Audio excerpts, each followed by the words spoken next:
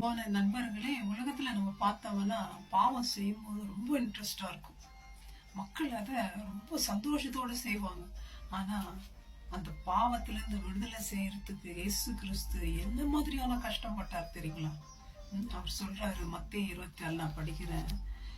என் ஆத்துமா மரணத்துக்கு ஏதுவான துக்கம் கொண்டு இருக்கிறது.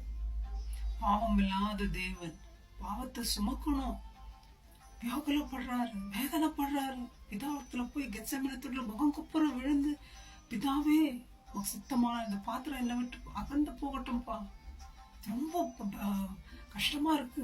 அவருக்கு எவ்வளவு வேதனை பட்டிருப்பாரு. அவரும் மனுஷர் தானுங்க. அவருடைய சரீரத்திலையும் வேதனை, சரீர வேதனை அவரை மரணத்துக்குள்ளாக்கினது.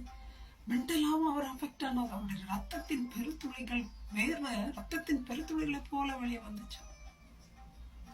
அவருடைய ஃப்ரெண்ட்ஸை கூப்பிடுறாரு, வாங்கப்பா நம்ம போய் ஜெபம் பண்ணலாம். நம்ம கஷ்டத்துல, நம்ம வேதனையில நம்ம ஜெபம் பண்றோமா? அந்த ஃப்ரெண்ட்ஸ் சொல்றாரு, நின்று தரித்திருந்து எனக்காக ஜெபிங்க. வந்து பாக்குறாரு, தூயின்னுங்கிறாங்க எல்லாம். ஆண்டவர் கேட்கிற, 1 மணி நேரம் 24 மணி நேரமா உங்களை ஜெபம் பண்ண சொன்னேன், 1 மணி நேரம் கூட பண்ண மாட்டேங்கிறோமே. நம்ம கஷ்டப்படும் போது நம்ம ஜெபம் பண்றோமா ஃப்ரெண்ட்ஸ்? பிதாவை விட்டு பிரிகிற நேரம் வருது. ஆண்டவர் கூப்பிடுறாரா? ஆனா பிதா அவரை மரணத்துக்குள்ளாக போகும்படி அனுமதிக்கிறார். நம்ம கூட ஜெபம் பண்ணா நிறைய நேரத்துல நம்ம ஜெபம் பண்றதெல்லாம் கிடைக்கணும்னு நம்ம எதிர்பார்க்கிறோம்.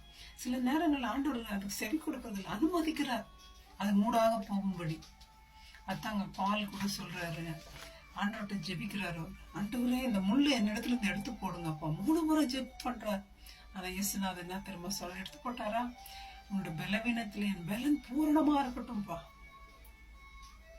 அதுதாங்க பிதா இங்க பண்றாரு. இயேசுநாதர் கூட கேட்கிறாரு, ஜெபம் பண்றாரு, பதில் இல்லை. பிறகு ஆண்டவரை தன்னையே ஒப்பு கொடுக்கிறார். ஆண்டவர் தேவதூதரை அனுப்பி தேற்றுகிறார் அவரை.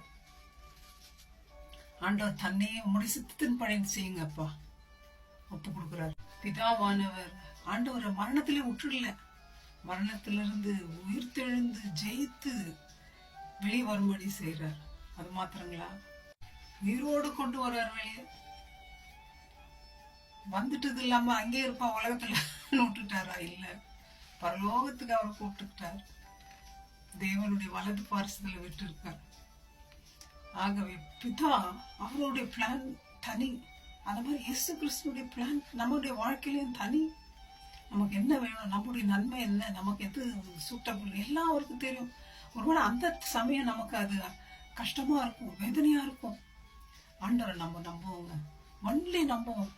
நீங்க செய்யுங்கப்பா, எது உங்க இஷ்டமோ, எது உங்களுக்கு பிரியமோ அவர் கையில நம்ம கொடுத்துருவோங்க. அதுக்கப்புறம் பாருங்களேன், அவர் செய்யறதெல்லாம் சூப்பர் தான், பெஸ்ட் தான். May God bless you and give you the heart to trust Him.